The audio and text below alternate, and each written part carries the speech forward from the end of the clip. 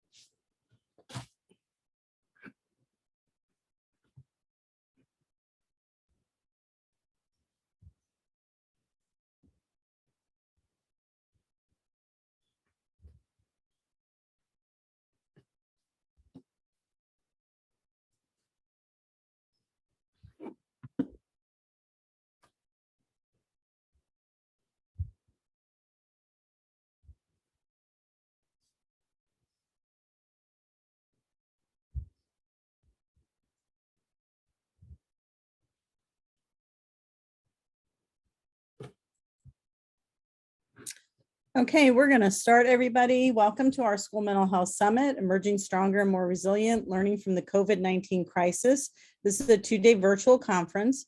The 2021 Northeast and Caribbean Mental Health Summit brings together leaders, practitioners, researchers, and other stakeholders in the school mental health field to share the latest research and best practices. The conference emphasizes a shared school family community agenda to bring high quality and evidence-based mental health promotion, prevention, and intervention to students and families as a part of a multi-tiered system of supports. This conference is sponsored by the Northeast and Caribbean Mental Health Technology Transfer Center, or MHTTC, housed at Rutgers School of Health Professions, Department of Psychiatric Rehabilitation and Counseling Professions. My name is PJ Wanger, and I am the Senior Training and Consultation Specialist of the center, and I will be hosting this conference session today along with our presenter. This is session 4. Taking off the mask, showing up as your authentic self. It will run from 1:15 to 2:30. Today's sessions are, this is the remaining of today's sessions. You can see the full schedule at the link that will be provided in the chat box for you and the link that is on the screen.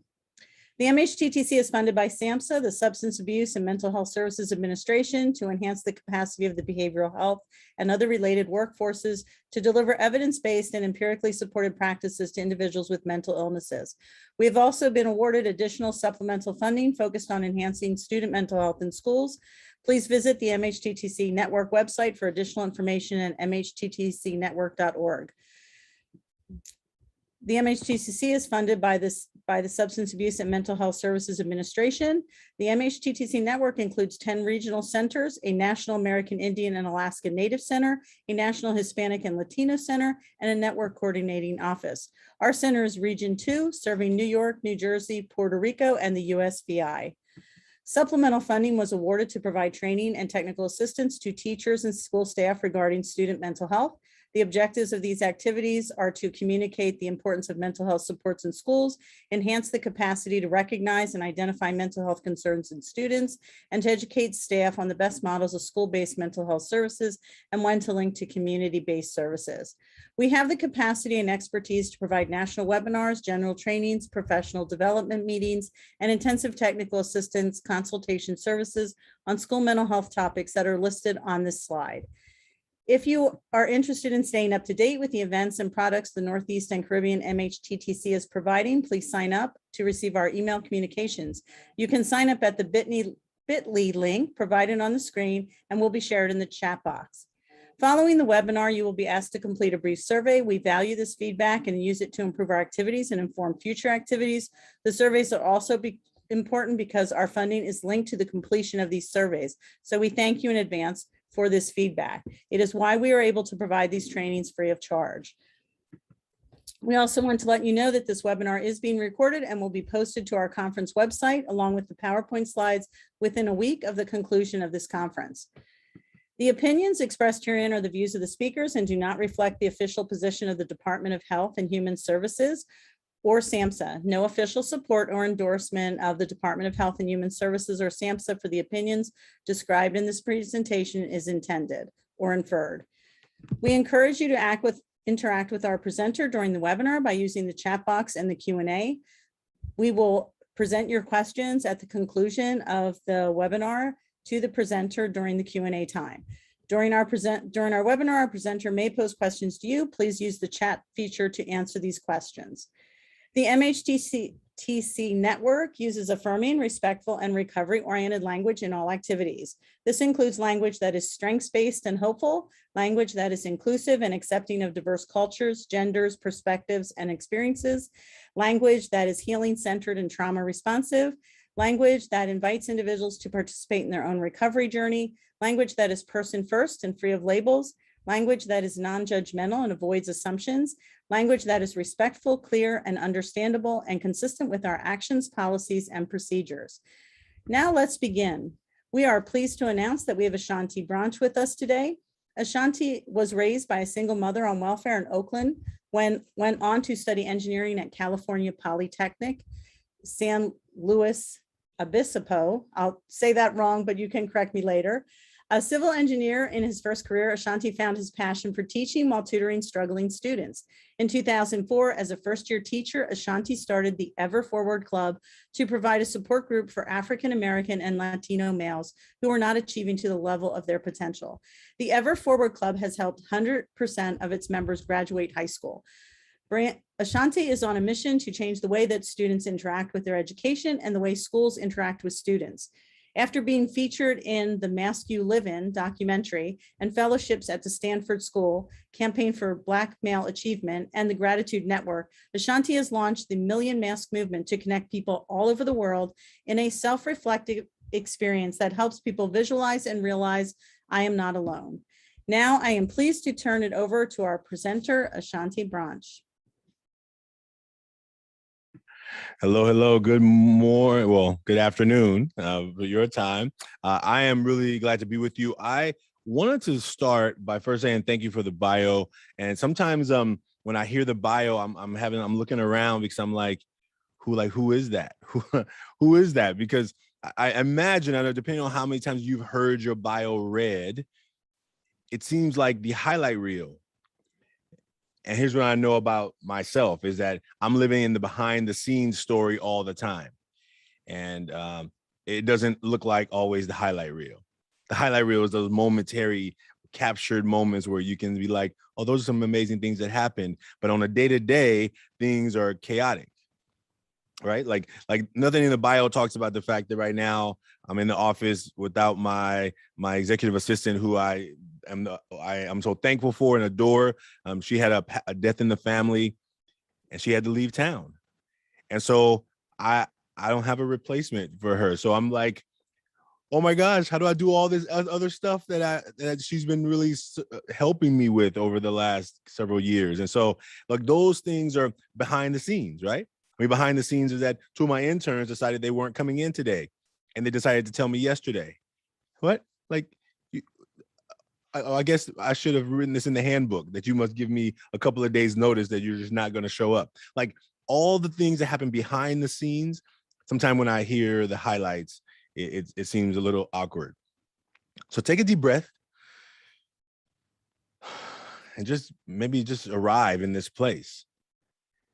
Just arrive in where you are right now amidst everything that just happened before this meeting, the things that you're already trying to schedule after this meeting, people who are texting you, telling you that you should be there already, like all the things that are happening in our lives that we constantly are running or jumping or hopping or moving from one thing to another.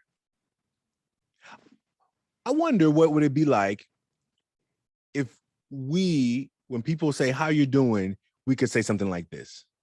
You know, I am so well rested. I feel amazing. I like sometimes I wish I could say that. I may say it sometimes for fun, but sometimes it's actually definitely not true. How often am I just so well rested? How often am I just running and running and running and going and going and going and never taking a moment just to like just be present? And so today we're gonna have this conversation. My goal in this conversation is not gonna be to fill your head with a lot of facts and a list of things to do, but more to come back to the heart of why you are in this work. Like the deeper part of why you are doing the work you do. Here's what I know is that I didn't plan to be doing this work. This wasn't my plan. I was raised by a single mother on welfare, Oakland, California, a lot of violence, a lot of drugs, a lot of chaos. And I was like, this is not fun. This is not fun. Like, is there an option? They're like, well, look, if you work hard, go to college, make a lot of money, you can live happily ever after. I'm like, wait, say that again? I said, just study hard, go to college, get a good job, make a lot of money, live happily ever after. I'm like, sign me up for that plan. Who wouldn't want that plan? That sounds like a beautiful plan. Like I think I'm smart enough. I'm not a genius, but I'm smart enough to know that if all I got to do is just study hard and go to college and get a good job and make a lot of money, I can live happily ever after. Well, sign me up for the Disney life now. And what you may know is that just getting the job and making a lot of money doesn't fulfill happy ever after. Maybe if you're in the hunt for it right now, you don't know that yet, but maybe you have a feeling that once you get there, it's going to happen. But I'm going to tell you part of my story to let you know that I got to a place of making a lot of money as a college graduate. And I was like, this is not happy ever after. This is just happy hour. Friday at 5 p.m. to Sunday at 7 p.m. I had a happy 24, 48 hours that I maximized. And the other part of the week was just grinding away at work. So we're already jumping in. Let me have you start first. Let me have you start. What I would like you to do in the chat, we're going to use the chat quite a bit. So the first thing I would like you to do is we're going to do what's a check-in. So if you can just in the chat put a number on a scale from 1 to 10. Let's say if 1 is the worst and 10 is the best, how are you feeling right now? So start there. If you can put a number in the chat based on how you're feeling right now, put a number based on right now. Just take a breath and just check in with yourself physically, emotionally, just drop a number in the chat on how you're feeling right now. As we see the numbers begin to populate the chat, we can see that we're in lots of different places. The numbers are from the lower end to the higher end. And one thing I want to ask you as you're still putting in numbers, as you're thinking about what number you want to put, is hopefully this is a space where that number is the real number. Or maybe that number was based on a standard deviation from one side or the other of the number you saw before. So you were like, well, I don't want to go too far on the other side, and I don't want to go too far on the other side. So I'm going to stay in the standard range of that. Is that the real number? Only you don't have to answer that out loud or in the chat, but I just want you to think about that. Because I think that sometimes we need a place where we can find out where we can be our full selves. Where are the places where you get to be your full self? One of my mentors asked me recently, Ashanti, let me ask you a question. Where are you fully known? You do all this talking all over the place. You know, you speak on stages all over. Like, where are the places where people fully know you? I'm like, nowhere. He was like, what do you mean? I'm like, well, nowhere. There are people who know certain things. There's my team, there's my men's team, there's my family, there's people who know different things in different places. And he said to me, Ashanti, is it possible for you to be fully loved if you're not fully known? I didn't really like that question, but let me say it again. Ashanti, is it possible for you to be fully loved if you're not fully known? And I didn't really have an answer. I still don't have an answer. I have lots of thoughts, but is it possible? And so where are the places that we get to be more fully known so that we recognize that people will still love us the same? And I think that as when I talk about working with youth, I've seen lots of young people who didn't believe or didn't think they would deserve to be fully loved unconditionally. They always felt there was conditions, or they felt that people had to like them or care about them. Those are the things that I saw, that I've seen. So what I'm gonna do is we're gonna jump in. Thank you for checking in. And what I'm gonna ask you to do is we're gonna do some work today. So I want you to just give your best from wherever you checked in from. If that's where you are right now, like if you're on the higher end, give your best from there. If you're in the middle to the lower end, give your best from there. And I think that when you leave here, you'll be able to say, you know what, I got something out of that. That's all I'm going to ask you to do today, is just give your best from where you are right now. And what I would like you to do right now is, if you could in the chat, just put, what is the role that you play in your company, organization, in your team? It would be help me as I'm thinking about the narrative of what I already have an idea where I'm going, but I want to be able to make sure that as I know exactly the type of roles that you are experiencing, that it will hopefully touch on those areas. Because a lot of our work that we're going to talk about, you're going to hear me talking about a lot of young people, and primarily a lot of young men in my work, because what our program that we started was for young men. So I'm going to just take you in through the story. Thank you all for putting in those things, and that's going to help me as I'm kind of like weaving this narrative. So PJ is going to help me with some slides, and so what we're going to do is we're going to just thank you, that's me, my welcome, thank you, and then we did a check-in, awesome, and then here's me. So when I was 7 years old, this is a picture when I was 7, my little brother had just been born. My uncle came to the house. He said, Ashanti, you're the man of the house. At 7 years old, I was supposed to know what it meant to be a man. This is my mom. My mom, I think I love my mom. I'm so thankful to still have her in my life, but I didn't like her a lot growing up.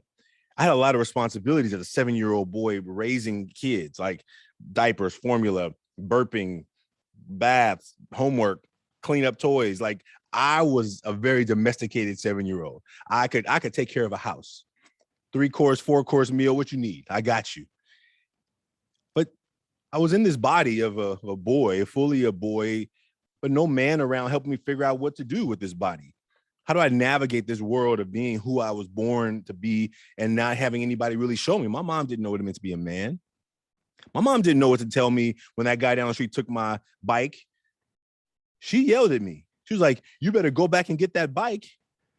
I'm like, with what skills? What have you taught me in my life that gives me any indication that the guy who took the bike is going to give it back now?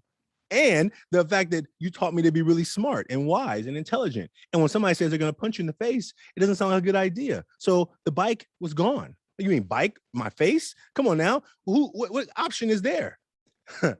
But my mom didn't know any better. No one ever came up to her and took her bike from her. So she didn't even know how to prepare me for that even conversation. She just got mad because she could think of the money that she invested in this bike. And all I could think about was protecting health and well-being, which is what I thought was really intelligent. So the journey of me growing up in a house where my mom was doing the best she could to teach me how to be a good boy in her house. And when I walked out of my mom's house to the street, I had to live a different world. I had to live in almost two different worlds. Because when you walk down the street in my community, you can't smile too much because everybody thinks you're looking at them the wrong way. You better be tough. You better be strong. You better not show any feelings. You better pretend like you don't have any emotions, because in my community, men don't have emotions. So what do you do with this very empathic boy who is loving and caring and wants to help everybody up when they fall on the football field? And people are saying, stop helping people up. What's wrong with you? I'm like, he fell. Shouldn't you help him up? And I realized that, oh, that's not welcome here. In my house, when somebody gets hurt, you run to the action to help. But outside of my house, you can't do that because it makes you soft or weak. Or why are you always helping people? That was a negative thing in my community. I'm just going to give you a little heads up because we're going to jump in some real stuff right now, but I'm just letting you know that my journey of today is a journey of just growing up in a lot of chaos. I'm reading a book right now. It's on the table here. It's called It Didn't Start With You. And what I've learned about my own self with this book, It Didn't Start With You, was that a lot of the trauma and things I dealt with growing up happened before I was born. My father died 3 months before I was born. 3 months.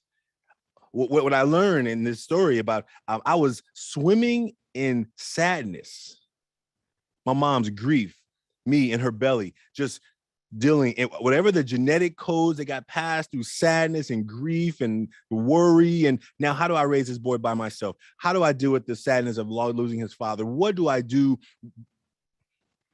3 months. And so I show up to this planet, a very emotional being, in a boy's body, in a community that says boys can't be sad, can't be emotional. You should not have any emotions.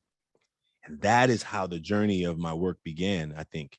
I didn't know it was beginning, but as I look back to the story, every time I was told, stop crying like a little girl, Ashanti, stop being a little sissy, Ashanti, man up, Ashanti, there were always tools and indications that I wasn't man enough, because, I mean, at 7 years old, I was supposed to already be a man, remember?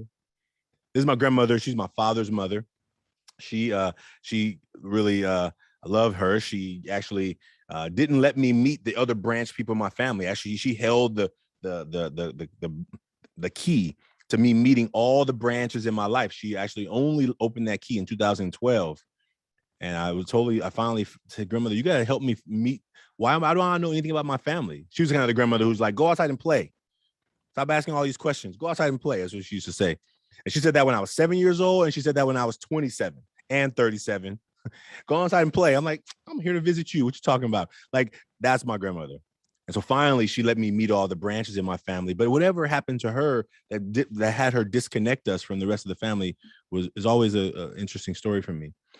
The next thing I want you to know is that when I went to college to be an engineer. I wanted to be rich. I grew up poor. I was like, well, look, they told me that this happy ever after is after I get a good job and make a lot of money. So let me go to the top engineering schools. I went to Cal Poly San Luis Obispo, and these are my best friends from college, all engineering majors, different engineering majors. But that was a place where I began this journey of like, I'm going to make money. Cal Poly was hard. It's a hard engineering school, but luckily you had friends that helped you get through it. I also want to let you know that what this work has took me to, not only taking me to teaching, but taking me to other places. This is me doing a Fulbright fellowship in India. So remember, I want to be a rich engineer, and somehow now I'm teaching in Southeast Asia. Like, what's happening? How did this vision of forward progress and a financial positive curve up and to the right? How am I now doing a job that's going to pay me very little, going to get disrespect, and I'm going to get blamed for the fact that education is a mess? But being able to be there in India with those students, learned a lot. This is a picture of those students. Now, that was 2007. This is now 2020. They are now, 26, 27. I met them when they were teenagers, and now they're adults and all over the world and doing amazing careers and going to grad school. And it was a journey of me helping to learn, what does it take for us to help young people build into who they really could be? So this work that you're going to see right now in a little bit, it has taken me lots of places around the world. But remember, I was planning just to be rich. This was not me planning to be like traveling around the world, telling people and talking about masks and talking about emotions and talking about feelings. But I think that sometimes when you find the thing that you're supposed to be doing, it calls you. This is our work in Romania. That's Dracula's Castle right there behind me. We also got to go to Africa, to Nigeria, to present at a Global Leaders Summit there. I did a work at a junior college, which is called high school there. Who also went to Mexico. I spent a lot of time in Mexico. That's my godson in the picture with me. This sign in Spanish says, "Eres feliz o solo sonríes?" That's in a little village in Oaxaca. "Eres feliz o solo sonríes?" That means, are you happy or are you only smiling?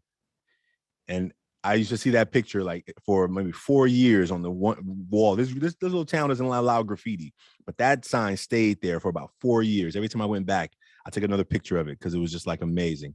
The last time I went there, the sign was gone, but you can almost see the sign still. It was almost one of the moments where it's asking people still that question: Are you really happy or are you just smiling? Our work took us to Australia, down under. What a beautiful experience with young people in schools there. And so what we're going to be doing as we talk about this, and the last place that our work was taken, which was last year, was to Iceland. I didn't get to go there. That was during COVID, but they translated my work into Icelandic. It was really interesting to see words. I don't even know what Icelandic, how it even sounds really. But it was beautiful to see teachers and educators thinking about these masks. And we're going to talk about these masks. I think as we think about, we're not talking about personal protection masks. We're not, here, I'm gonna show you one of mine here. This is one of my favorite masks. And I have other masks as you've seen in some of the pictures, but we're talking about emotional disconnection masks, like masks that you can't even see. What I tell people in our work, we've been doing this work since 2015. So way before mask became some kind of a political word, we've been talking about masks around emotional masks. I think that these masks that we are now been asked to wear is just a physical representation of the mask we were already wearing. How many times do you smile when you're not really happy? How many times are you just going along with the flow just to not create a ruffle in the waters? How many times do we actually get to speak what we really feel? Sometimes it's hard. And so this work started because I was a bad teacher, and we're going to jump into the work. I'm going to try and just give you a little background to how this work all started. And what I did is as a teacher, I was doing a horrible job. And so I said, look, I'm going to try something new. I left corporate America to be a teacher. I said, look, I'm going to try some of my corporate America stuff. So I had a coach when I was a teacher, when I was an engineer. When I became a teacher, you have a master teacher, but it's not the same as when you get a executive coach. It was very different. So I said, I'm gonna bring some of my coaching stuff into my classroom. I told my students, I'm not gonna be your teacher no more. I was fed up. I was fed up with people not doing homework. I was fed up with giving out bad grades. I was like, this is not gonna happen. So I said, from now on, I'm not gonna be your teacher. I'm gonna be your success coach. And they were like, what? Ms. Branch, you just give us a classwork and stop playing around. I'm like, look, I'm done. Now, there are kids who are always gonna do the work. There are kids who are gonna make up their own work. There are kids who, if you don't assign homework, like let's say a day I take off, I come back to school, I got a kid number one who's like, hey, Mr. Branch, here's my homework. I'm like, no, there was no homework. I was absent yesterday. Oh no, I made up my own homework. I'm like, well, then you should grade it yourself because I didn't assign it for a reason. Why are you trying to give me extra work? I took a day off for a reason. You should be like enjoying your day off. But since you want to do extra, how about you grade it? Here's the teacher book. Go ahead, grade it yourself. I'm talking about those kids. And in the same class, I can drive to the kid's house, sit at their kitchen table, hand them a manila folder with the homework, and that kid's not doing the homework. So as an educator, I'm educating a room full of all different types of learners and people who have different love for learning. So I was like, okay, I'm gonna try something new. I'm gonna be everybody's coach. The kids who already got it, they're gonna get even better. The kids who need a little bit more support, a little more coaching, I'm gonna coach them. That's how we're gonna try and work this around. So I had them answer these questions. And so I made this little worksheet. This is back in 2004. This is before fancy stuff. This is before Facebook, before Instagram, before all of that. This is way back, 2004. If you're gonna remember back then. Okay, so here's what I did. I asked them to answer these questions. I made this little box for them. I made these little boxes. And then what I'm gonna have you do is I'm gonna have you try it first. So what you're gonna do is I'm gonna ask you to think about when you were a teenager or even just right now, what are some obstacles that you have overcome? You can just put yourself into them from right where you are right now, or with the population you work with the most at that age. What are some obstacles that you had overcome or that you currently have overcome? And then I want you to think about what are some obstacles that you currently face? Just think about that for a second. Obstacles that you overcome, either right now or just back then. This is what you're gonna see is you're gonna see some youth, right? You're gonna see some youth answering these questions. So think about some obstacles that you had overcome, and then some obstacles you were currently facing. Okay. And I'm gonna show you what some of the students said. Okay. So PJ, will you skip forward to that first slide that has, so this is what the sheet looked like. This is back before fancy sheets could be created. And then you did this part already. So here are the couple I want to read to you. Obstacles that I overcome in my life is drugs and my girlfriend. Obstacles that I currently face are some teachers being boring, like my English class. I started identifying with this kid. I didn't like English either in school. The next one, obstacles that I overcome in my life, I almost overcome gangs and stuff like that. Maybe you can see he kind of slipped in almost right there. Yeah. Obstacles that I currently face are they're gangs. I didn't know that this kid had to walk 2 miles the opposite direction from school to come back to school because he had to walk around a gang environment because they were always trying to recruit him. What do when you live in the middle of chaos and you don't have any options? You can't just move. I didn't know that kid dealt with that. I know what it felt like to grow up in a place where you felt scared taking the trash out. I didn't know this kid came to school every day with that kind of baggage. I was wondering why he was late a lot. It wasn't until then when I found out. The next slide. The obstacles that I overcome in my life is the fact that my dad is not with me no more, and I had to accept it now. Obstacles that I currently face are how bad I want to do good in school, but I always end up slacking off. Listen, this young man, he witnessed his father dying when he was in middle school. I was a high school freshman math teacher, okay? So to give you context, he's a freshman. I didn't know that about him. He came to class every day on time, like pristine, doing nothing. Like every day on time, comes in, sits down, does nothing the whole period. He doesn't even know what PTSD is, what trauma is. He replays that image over and over and over. His mom is telling him he's slacking off because he's getting bad grades. No one's even asked this kid, hey, do you want to talk about this? He can't forget it. He thinks he's slacking off, but no one's even told him that he is going through something in his life that he can't even name, but he knows he wants to do good in school. I didn't know this about this kid. And the fact that I grew up without my father, he and I had a different connection after this day. And the last one here, I just want to say it was really hard to read first because it's so small. So I always tell students, hey, stop writing so small. Like, why are you making me squint my eyes to read your writing? But something in my mind said, just take the paper, don't complain. And when I got home, this is what I read. Obstacle that I overcome was just make it to the age I am. He's 13 years old. He's like, I'm just glad to be alive right now. What? How do I think that you should care more about the Pythagorean theorem, quadratic formula, or any type of math term that may be making you sweat right now, like than what you're going through? Because you're just saying, look, I'm just glad to be alive. So like all this other stuff is extra bonus. I didn't know what this young man had been through. And everything they said to me was not about what they needed help with math. It was obstacles that they overcome, they were going through right now. And what I realized was that I was doing a good job trying to teach math. And I was not trying to teach humans. I was not trying to build relationships. I was not trying to build connection. I didn't even know how to do that, first of all. Well, I knew how to do that because I've been building relationships all my life. But I didn't know that as a teacher, part of my role was also to build relationships. All right. So I think I'm hopefully giving you an understanding of like how what we're going to talk about right now when we talk about these masks was not me just trying to be clever and create something. It was a journey of me asking a lot of questions and figuring out that I'm missing so much because of what I'm doing. I'm judging what I see on the outside. And what these young people showed me, and there's dozens of these, that they're going through so much more that you wouldn't even know by looking at them on the outside. Maybe you yourself. Maybe you're going through so many more things than anybody would ever know by looking at you on the outside. Take a breath. Okay. All right. We got to jump in. We got to keep going. We got a lot to do. I think I've given you enough story. I think I've given you enough story because I could tell you stories forever, but I'm gonna move fast past this part. So this is a letter I wrote to a student. You can skip past this. You can go to the next letter. I try to write letters back to them. Like I thought that it was a good idea. I saw it on a movie that teachers would write letters to students every day. And I was like, I don't like to write that much. First of all, 150 letters a week. Are you crazy? Who's going to do that? I'm not doing that. I realized that my role was not to try and do what I saw somebody do in a movie, but to do what was more authentic to me. So move forward, and I'm going to have you try something. This part is, I think, is really important in terms of this next piece we're going to move into. This activity it may be easy for you or it may be hard for you, but wherever it is, I just want you to do your best. So right now, I just want you to take a breath.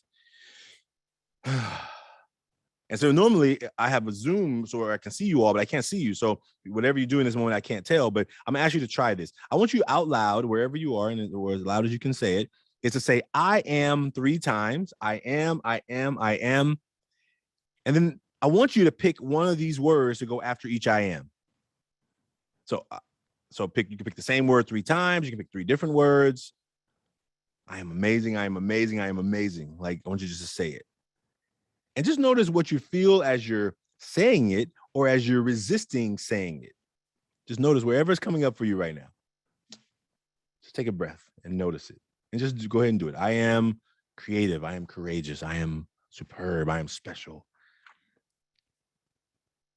And the reason I ask you to notice what you feel about this is because when my mentor asked me a couple of months back to do this activity, I was like, I ain't got time for this.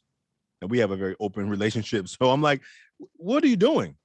You're supposed to be helping me survive through this pandemic so I can keep money going for this nonprofit, so I can keep a job for my team. Why are we doing positive affirmation mumbo jumbo? Is exactly what I said to him. Mumbo jumbo. I don't even know where it came from. He was like, Ashanti, just do it. Just do it. It's a simple task. I'm like, what? I hope you didn't bring me here to us to talk about this. Like, I need to raise money, is what I'm telling him. He says, Ashanti, why are you making this simple task so complicated? And here's where the conversation went. He said, Ashanti, do you believe it? And because he knows me really well, he knows that when I talk about myself, I'm feeling this one right here. I never use these words. These are never the words that I use to describe myself. So what he was trying to do was give me a break from being so hard on myself, because I got big dreams and big goals and I want to do amazing things for people around the world without giving myself credit. Now, the reason this is so important is because here's what I know about young people in our work. Some of them never hear these messages from people who actually love them. Some of the people, they never hear messages like this from people who actually care about them. I thought my mom loved me growing up. I believe she did. My mom never was like, Ashanti, you're so amazing.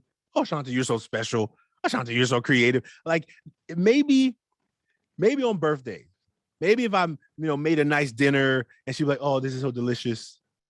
But it was about the doing. It was not who I was being.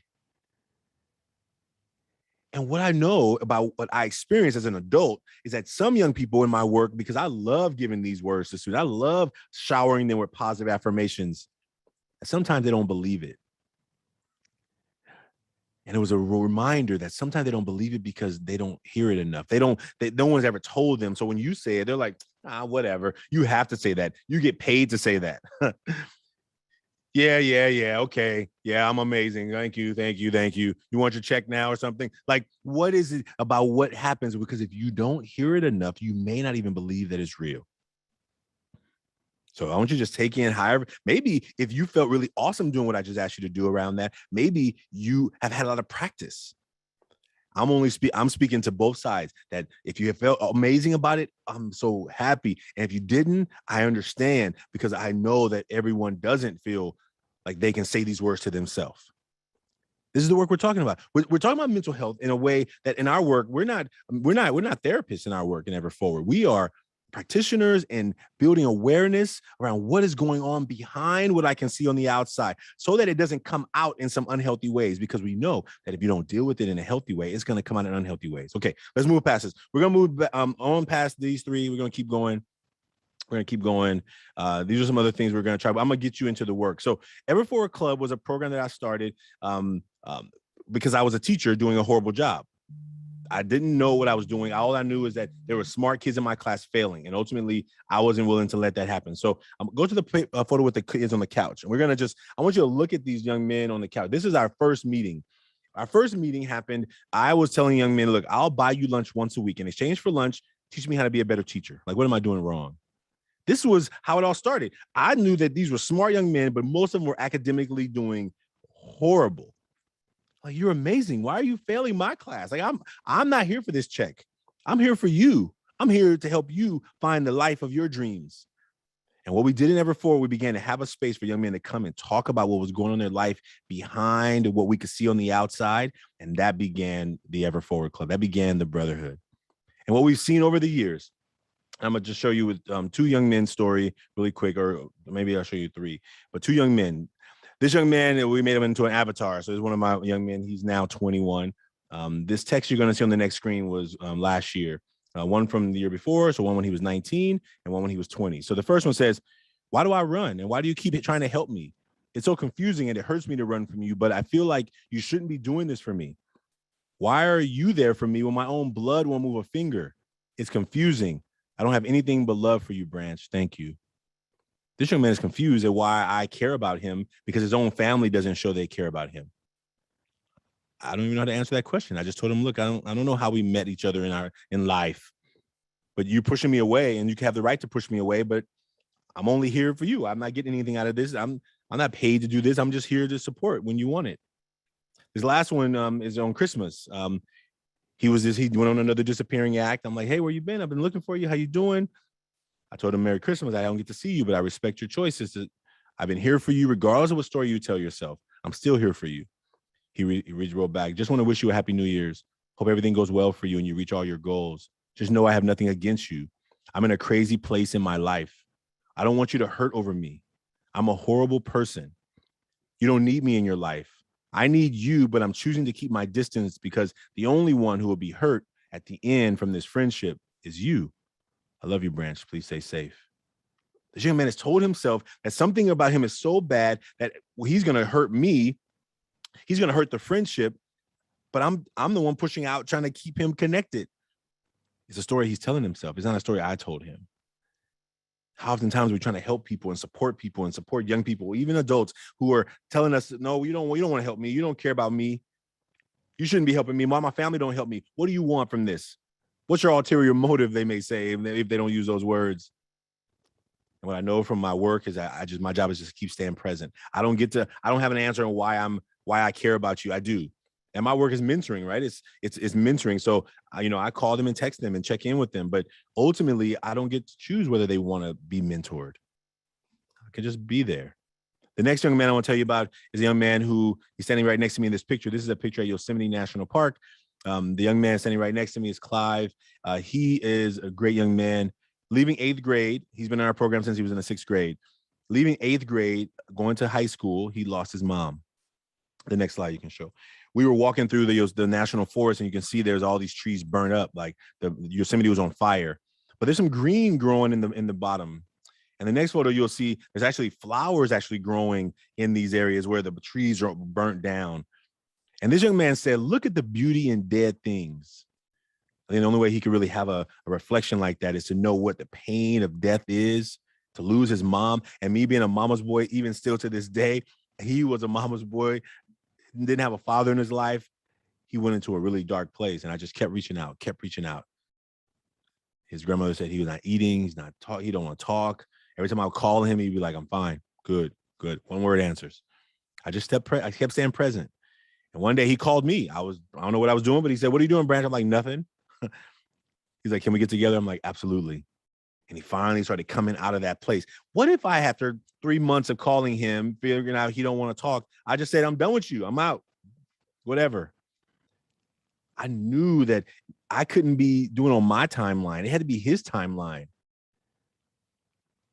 And now that he just finished his freshman, he just finished high school, finished his freshman year of college. He actually just recently lost his grandmother. And he called me and said, Branch, why does this keep happening to me? What a big question that I have no answer for. Branch, why does this keep happening to me? Why do I keep losing the people who I love the most? What do you do at 18-year-old when you've inherited 2 cars and a house? And what do you do when you've lost the people you love the most and you're now trying to figure out how to be an adult yeah, I knew it was hard for him. The next young man that I want to share with you is this quote right here. We ignore our feelings or suppress them, they only become stronger. If we don't express our emotions, they pile up like a debt that will eventually come due. That's from Mark Brackett at Yale Center for Emotional Intelligence. How often do we as adults, let's just talk about us, how often do we pile up our emotions and then we lash out at probably people who love us the most? When that moment of vulnerability comes and we like, oh, why did I say that? I didn't mean to say that. I'm dealing with, I wasn't about you, it was about them. And what happens? Well, because we sometimes ignore them for so long, or we stuff them for so long. Sometimes it goes into our body. Sometimes it goes into addiction. Sometimes it goes into other ways of being that doesn't always serve us. Okay, take a deep breath. I think we're going to do the work now. I think we're ready to do the work. Okay. So I just share with you some stories of some young people, some stories of this journey of journalists. And what I want you to do is I want you to experience the work that we've been doing in the mask. I've been hinting around the mask, but I'm going to show it to you. Okay. So there's going to be a link in the chat. Okay. There's going to be a link in the chat. If you haven't seen the documentary, The Mask You Live In, you can slip past the next 2 slides. The next 2 slides, this is the documentary, The Mask You Live In. It's about American masculinity and how America's hyper masculine narrative of being a man. Yeah, you can cancel that. We're not going to play it. We're going to just go back to the slides. Yeah,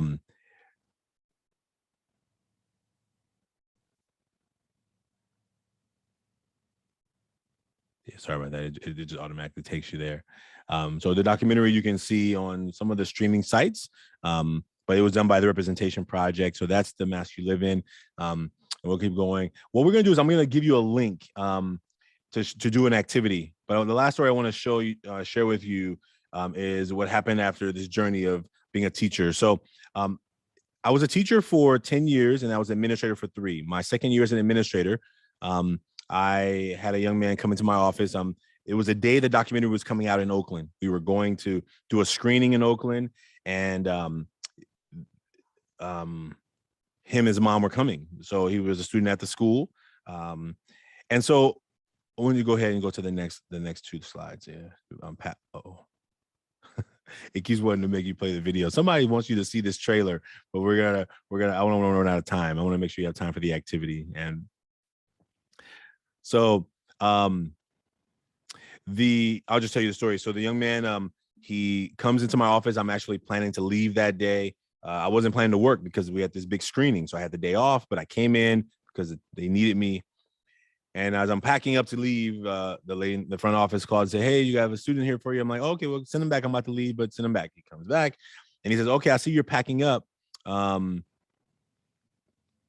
me just hand you this letter. I'll go back to class." PJ, will you go to the letter? Will you go to the letter? I'm sorry, I apologize about the confusion. So don't go to the link yet, or I'm kind of in 2 different places. So we're gonna do that next. So if you already hit the link, just stand by, and I'm gonna tell you this last story first before. So on the he hands me this letter. Actually, we don't need the letter. It is in there, but I'll tell you what happened. He handed me a letter, and the letter said, "Dear Mom, Mr. Branch, and family, I'm planning to kill myself." He wrote the date today, tomorrow, the next day. So I've been studying what I'm going to do to commit suicide. And I remember like getting to that part and just like in my heart exploding with empathy and care and love, and just like looking at him, and he was looking at the floor. And I'm, as an administrator, you go through trainings about this. There's a checklist of what you're supposed to do. But, I mean, I don't have it in memory. I don't have it memorized. I'm like, where's the checklist? Where's the checklist? I'm trying to, in my mind, while I'm watching this boy looking at the floor, I'm like, here, come here. And I have him come to me. I have him sit down. I said, listen, I just get right next to him. I said, listen, today's going to be a tough day. Okay. But I got your back. I wasn't even planning to work that day in a profession I was never planning to be in.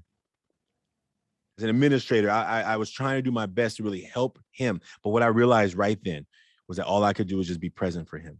And then I had to go figure out where the checklist was and who am I supposed to call first and where do I start? And I went to the on-site psychologist. She was already with the student and she was like, okay, we got to ask him these questions. I'm like, okay, what I got to do? I went back and I was going through a learning on the job training as it was, because what I knew was that boy, and I'm like, I can't leave him in the office by himself. I got to take him with me. So I took him with me everywhere I was going, trying not to talk about him while he was present. That was a day that changed my life. And that boy that I'll tell you about, I'll tell you about the rest of his story toward the end. I want you to know that he was never in trouble. He was never a kid who was in trouble.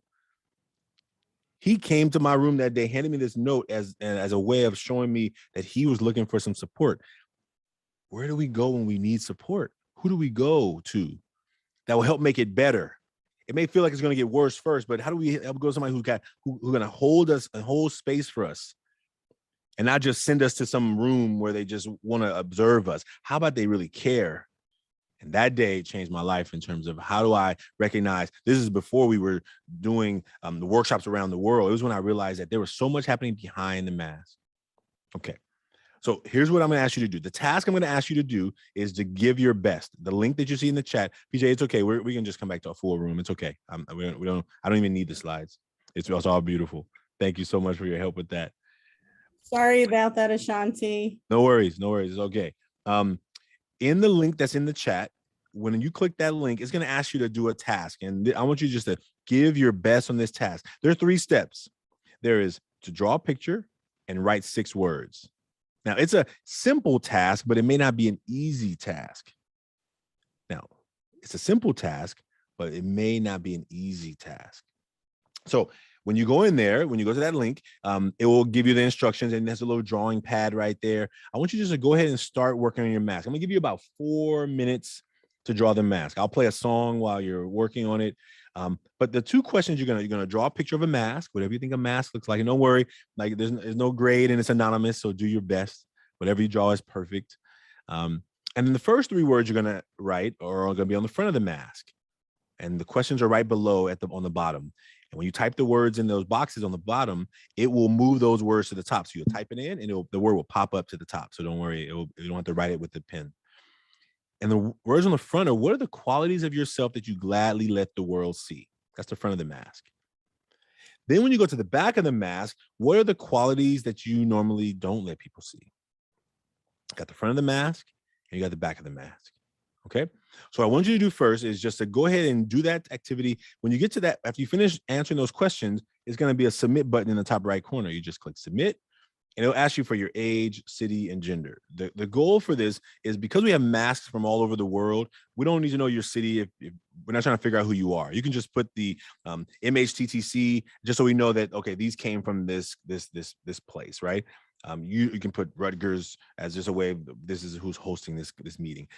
It's not a goal of figuring out who you are because they're anonymous, but it is a way of helping me recognize where masks come from all over the world and how many people are sharing so many qualities that we don't even know about. Okay.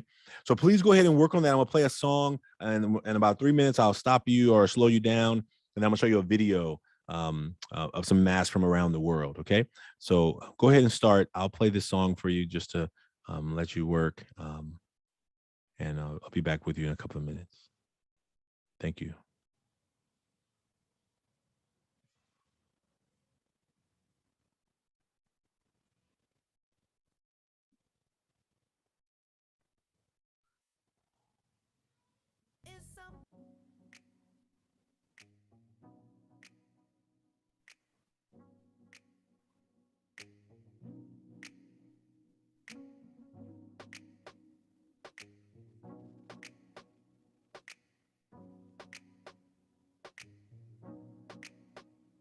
As my friend, there is something that I might need you to do. Just because you say we need equality too. Will you speak out, step up and defend my truth? If you do, I'll go with you. 'Cause as my friend, you will know the truth and love just who I am. You will use your voice and make them understand. You don't always see when they're lashing out at me. I need to know that you will still believe me, standing up for me when they say those hateful things.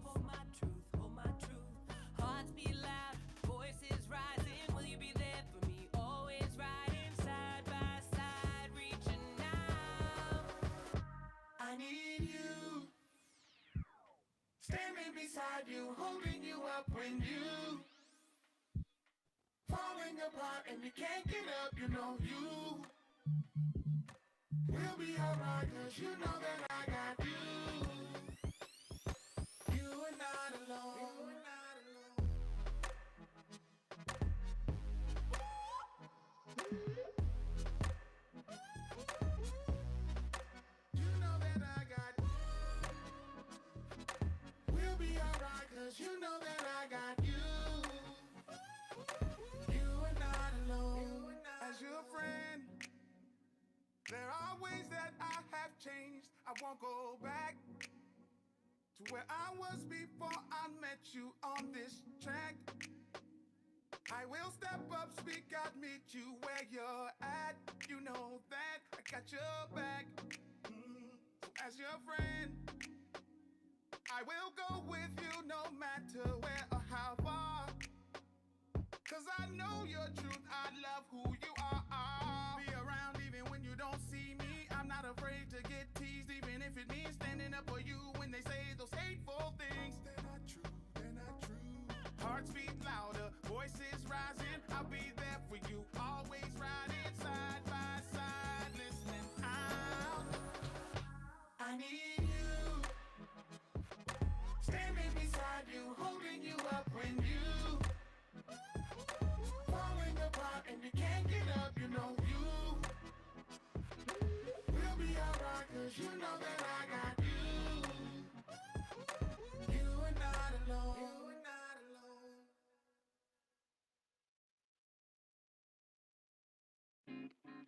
Yeah, we out here revealing what you could be, what you would be if you were free.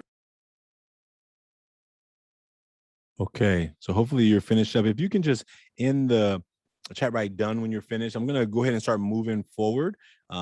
And if you still need a couple of minutes, I'll give you about 30 more seconds. But I want to move so you can see the video, and then we'll make time. We have time for Q&A at the end, but I want to make sure I have one more thing I want to show you before we stop. So if you can just go ahead and write done in the chat, that will help me know that you're done. And I think some people may still be working, but I want to show you this video so that you can just see mass from around the world. And really, we're going to do a reflection also. So after the video is over, I'm going to ask you to reflect. Right now, we don't need the slides right now, PJ. We're going to just have oh wait, no, I'm gonna share the video. I'm gonna share the video. So you're okay. You're okay, PJ. I'm gonna share the video here on my side. Some people are maybe still working. Oh, thank you for this quote. Yeah, love takes off masks that we fear we cannot live without, and know we cannot live within. Thank you so much. So as you're finishing up these, the next video I'm gonna show you, and you're gonna hear a song playing with the video. This is a video that was done by a group of students in Los Angeles. They went through the same activity you just went through, and then they made a song about it. And the masks you're going to see are masks collected from all over the world. So you're going to see different places around the world of masks that we've collected. And then when we come back, we're going to ask you to reflect in the chat, like what's coming up for you. What has already come up for you? What are you feeling right now? What did you notice as you see these masks that are coming on the screen? And so I'm going to go ahead and get ready to show that. And if you can, let me see. Go ahead and finish up your mask. If you're still working on submitting, when you click that submit, the second time is when it's fully submitted. And then if you can come to the chat and write done, I'll give you about 30 more seconds, and then I'll go ahead and show the video. Okay.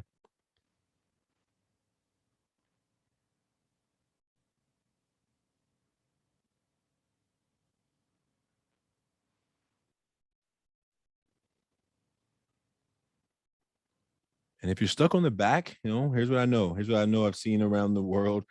Maybe you're like, I only got 2. Then just leave it at 2. Just trust that you're giving your best, and your best is good enough. And let yourself just know that, yeah, this is when I tell people it's simple, it's just 1 picture plus 6 words, right? But it's not really easy sometimes. And so just taking a moment and doing your best I'm going to go ahead and share right now the video. So thank you all for writing done in the chat, and and if you're still finishing up, you'll still be able to finish once the video is over. But I want to make sure that we have time so I can end on time and get you out on time. And maybe you're in a moment. I'm just trying to because I can't see your faces. I don't know what is happening. So I'm trying to just project what I've seen in different places. Take a deep breath and just, if you're at a place, or maybe you decided you weren't doing it. Maybe you were like, I ain't doing that. Just write done anyway. You know what I'm saying? I don't know. I can't even see you. So just if you weren't going to do it anyway, you could just write done. Then I'll at least I'm just trying to make sure I'm not going to cover your screen up while you're still working. For the most part, what I know is that it's not always an easy task for some people. So I trust that, and I know that. I don't take that for granted. Okay. All right. So what I'm going to do is I'm going to go ahead and show the video. Okay. And I'm going to, it's like a really short video, but then we'll come back and then we'll begin some reflections around that. And if I have time, I'm going to show you a video of a young man who went through this experience and how he reflected on that experience. So here we go. Here's the video. Make sure I'm sharing my sound with you. Okay, here we go.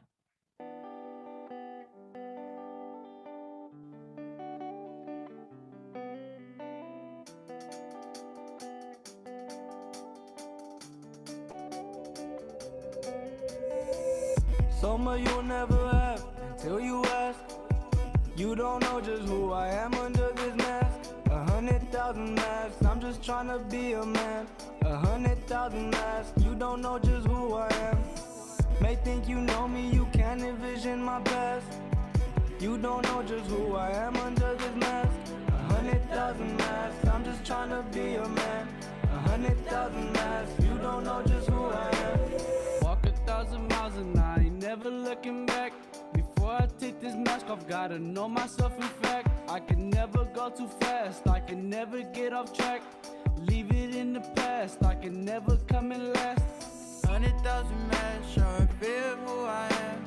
I'm just feeling good, yeah, I'm feeling like the man. Front and back of mask, trying to ask of who I am. Know just who I am when you look inside this mask. Summer you'll never have until you ask. You don't know just who I am under this mask. 100,000 masks, I'm just trying to be a man. 100,000 masks, you don't know just who I am. May think you know me, you can't envision my past. You don't know just who I am under this mask. 100,000 masks, I'm just trying to be a man. 100,000 masks, you don't know just who I am.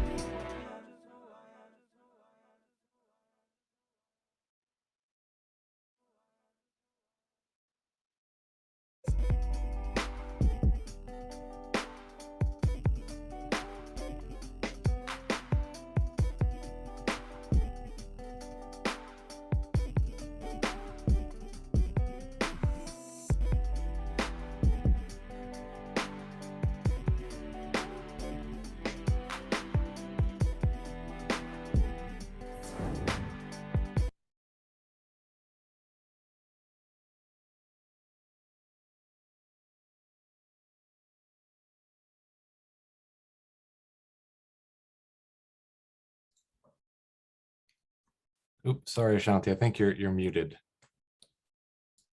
Well, I think I was just taking deep breaths. So beautiful. Thank you. Thank you for that. Take a deep breath.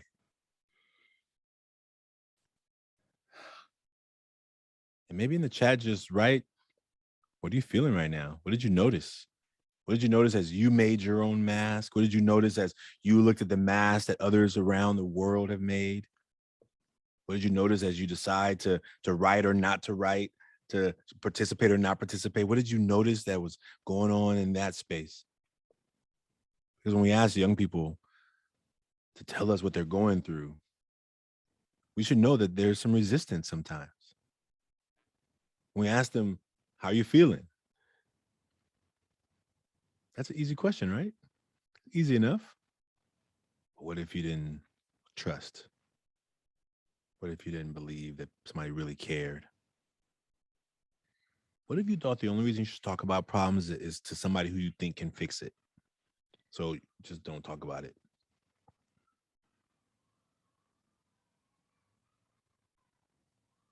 this is the space. So as you see people writing in the chat, thank you. People are feeling some tears, some hope, and peace. Just the underlying theme was just feeling hopeless. I really understanding that it wasn't an easy question. They are harder questions sometimes, based on how many times we've been asked them or we've thought about it.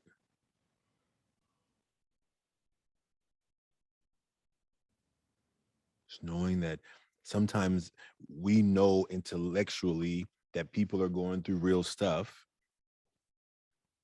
but oftentimes the way our social media world works, it's like all we get to see are the highlights. All most people show or talk about is the highlights. So how do we really know that we are really going through real stuff until people talk about it? I think that one of the things I recognize in this work that we constantly try and do with educators, with teachers, with people who work in the mental health world is to know that as a person who is not a therapist, not licensed, I just ask questions and just listen. I was taught by one of my mentors, how about you listen and talk in the ratio of your ears and mouth? How about you listen twice as much as you talk? And most of you already know that in the work that you do. I'm a new person in this work, but how about we begin to ask questions and listen? And when a person they're not ready, we just, okay, well, what am I missing? Well, the way the math works really for me in this work is what I ask people is, here's what I'm seeing, because all I can see is what I see or what you kind of let me see. But what is happening behind what I'm not seeing? Because how much of behind what I'm not seeing can you tell me so that I can understand a little bit more? Because I know that I'm not seeing it all. Even for our own selves sometimes, even for our own family, even for our own friends, even for the people who love us and we love. Sometimes we don't even know what's going on behind. So I just want to thank you all for being a part of this experience. And I hope that if you're still reflecting on it, that you write it in chat. It will really help me as we're continuing to grow this work. But the one thing I want you to see and understand is that it just takes the kind, heartful ear of someone who's willing to hear you. I'm going to show you the gift I want to give you before I go, and I'm going to leave the Q&A here. So we'll go to the gift. It's a virtual gift. I wish it was I could hand you a gift. That young man who went away for a couple of weeks after bringing me the letter, he came back to school. He had a golden pass from me. At the end of the school year, he brought me this letter. And he's 11 years old. He's sixth grader. So just don't worry about the spelling. I'm going to read it to you. He said, "Thank you later to Mr. Branch." Dear Mr. Branch, I want to thank you for being there for me. If it wasn't for you, I wouldn't probably be here right now. I hope to see you next year because I need somebody to share my feelings with or how I'm feeling, and you is one of those people I can talk to. And I want to thank that for you. Thank you. I want to tell you that the first letter he wrote me is probably the most important letter I've ever received in my life. And this is probably the second. You know, I've taught for a lot of years. I've done this work for a lot of years. I rarely have people write me a thank you letter. Not that I need it, but just knowing that this young man was like, thank you for being there for me. Like, have you ever felt like you didn't have anybody you could go to? I'm not really sure why my name was in the letter in the first place. Whatever the trust that had been built in this role of authority as a vice principal, but just knowing that that young man felt comfortable to come to me and say, here's what's going to happen. And so I just want to appreciate you for all the work you do for your communities, for teachers, for educators, for families, for kids, for whatever, all the places that you have your hands in. And on behalf of that young man, I give you this thank you letter too. I give it to you. I tell you, thank that for you. Thank that for you for choosing this profession. Thank that for you for probably doing other things you could have been doing, but you've chosen to come do this work. Thank you. And if no one ever writes you a thank you letter, just remember this thank you letter that somebody is thanking you. They may not have the the know-how or the willingness or ability to write you a letter to tell you thank you, but just know that even if they don't let you know, that your work matters. The next thing I want to show you is this quote. It says, the longest distance that most people travel is the 18 inches between their head and their heart. And most people get stuck in their heads. Today was not about trying to fill your head with more stuff. You are professionals. You know what you're doing. That's not my job. My job is to ask you to connect back to the heart of why you do this work. Because if we can get there, if we can start there, especially what's going on in our world, as much things are trying to pull us apart from each other, how about we just get back to our hearts and realize that we just want to be heard and seen and cared for? That's what I believe. The last gift I have for you is a heart. This was on a wall in Dracula's castle of all places. So he's good. He's based on a real person. So this is a heart on his wall. And I offer you this. Every time you see a heart anywhere in the world, just ask yourself, have I been connected to my heart? Or am I stuck in my head right now? It's just an invitation to come back to the heart. Okay, what does my heart need right now? So the first thing that let people know you were coming to the planet, that heartbeat. And so maybe we just come back and check in with that for a while. Thank you. There's now time for Q&A. I really appreciate you all for being here. You can be a part of this movement. If you go to the last slide, we're creating, I guess there's a Q&A right now. So I'll put a link in the chat for some information that you can reach out to us with. And I hope that this work can serve your work. I hope that this tool, we created a game to kind of do some of these question and answers in a game format. It's called The Adventure. So we'll share this information with you in the chat. Yeah, I'll take questions now. Thank you all for being here. I so appreciate all of you. And we have some time left and I'll be here. So Ashanti, we don't have any questions in the Q&A because Okay. people were so inspired by your presentation that I don't think they had questions, but maybe you can spend some time maybe talking about how they can use this tool. Yeah. And how they can access that same website and use this tool, and maybe talk about the cards that they can use, because I know I've seen them, but I know that not everybody else has. So you might want to spend some time talking about that. Since we don't have any questions, I think that would be valuable. Okay, great. Well, make sure you get your evaluation. I don't want to change the screen. So the way this tool works is you can, I'm gonna put a link in the chat. As educators, practitioners, facilitators, you can actually use this tool that you just participated in today. I'm gonna put the link here in the chat. That link, the link that I'm gonna put right here, will allow you to sign up for like your own little, account, I guess you call it. And what happens in that account is you will be able to, let's say you're doing a workshop with a group of teachers, students, parents, your colleagues, whatever, even though they're all anonymous, what you will be able to do is, PJ, can I take this off the screen real quick for the evaluation? Yeah, if you need to share, go ahead, because the link to the evaluation is in the chat box. So okay, great.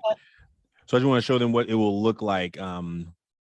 So this is the tool. This is my back office, and you can sign up and see your name will be showing up right there in the corner. And what will happen is you can create codes. So you can create a code for a certain group or workshop, or you can just leave them open in the gallery. So these are workshops that I did this week from Naugatuck Public Schools. You'll see those in there. What you can also do is, if I go to the educator view, you can, well, let's say that I was to go to the view of Mass that I created. I can go to a code. So let's say I go to SHHS, let's say I go to Cal State University, Monterey Bay. So I take this here, and these are all the students that made Mass under that code that I use. So that's a college here in the United States, in California. And it will show me a word cloud of all the masks that were made in that group. So at least I know, okay, I was at this workshop, I made these masks, and I can go and I can see, well, what was the biggest words? These are college students, right? So we see on the front, the biggest words: happy, confident, and then what are the college students also talking about? Stressed, emotional, scared, tired. And so in this work, in this group of masks, I can actually go and look at, well, what are all the people who said stressed? Like, I don't know who they are, but I can at least look it up. So this is what we created to make a tool for educators to be able to see, well, what are people going through? What's happening? And so these are all the people that in this set that said stress. Now they may have used stress, just without the ED, but this is what I picked up. So what they're showing on the outside: happy, kind, caring.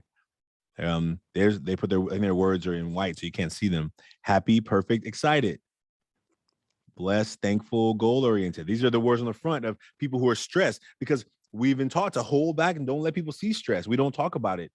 And what we created with this tool is a way for people who want to support the communities they work with to recognize there's so much more going on than what we can see.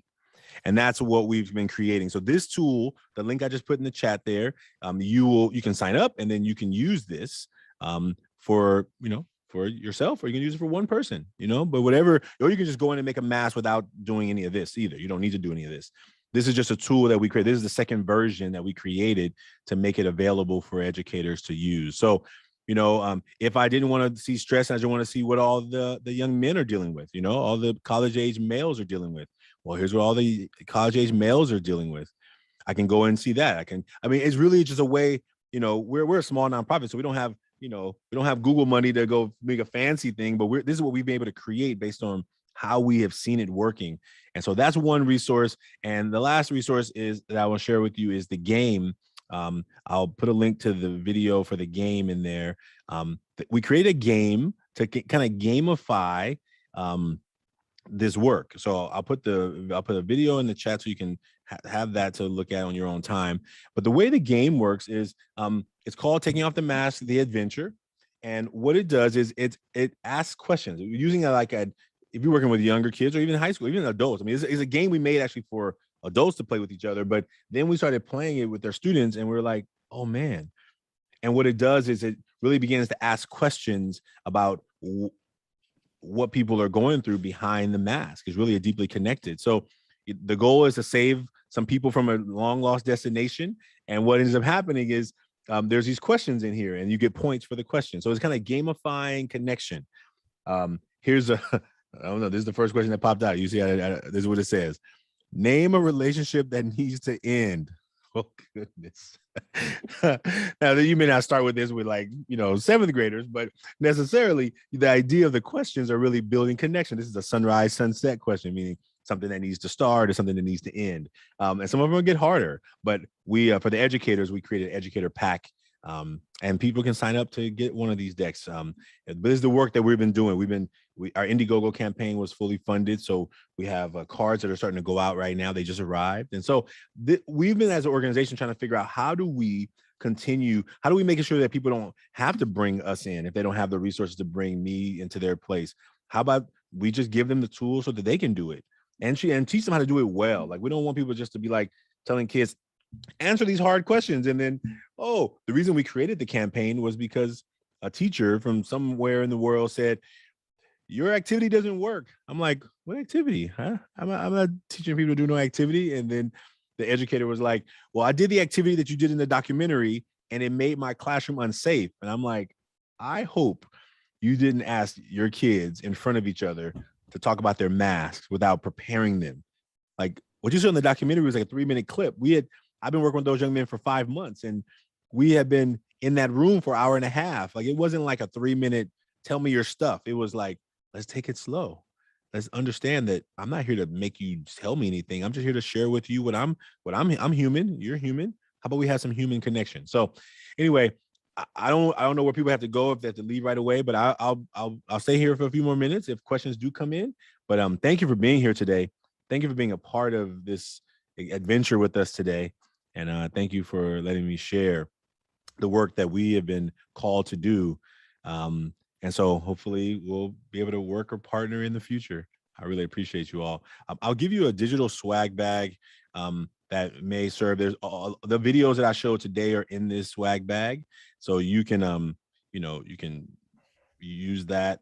It has some other videos and some other activities in there as well. So it's just a resource of things together. And please reach out if our work can serve you. And thank you for bringing me in. Thank you, PJ, and your team. Thank you, everybody.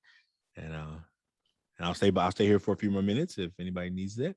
But I really appreciate all of you. Thank you, Ashanti. The feedback in the chat room was fabulous. We definitely want to hear from everybody, so please fill out the evaluation. You know, that is part of our funding, so at the end of today's training, please make sure you do that. We'd also like your feedback in guiding our educational training and technical assistant efforts. So please complete our needs assessment. That is also in the chat box as well, and the QR code is there. Here's again, that was probably a really heart-wrenching presentation, and I saw a lot of emotion coming up in the chat box. So here are some resources that will certainly help you if you need some assistance or just need some support. We understand that you might be joining us for our next session, which is social and emotional learning, champions who are paving the way. That is from 2:45 to 3:45, and the direct link to the session will also be shared in the chat box. And so we'd like to thank you for Ashanti for a wonderful presentation. And we look forward to you all joining us at our next session. And again, please connect with us. We're on Facebook, Twitter, LinkedIn. And just to reinforce, the slides and the presentation will be available on the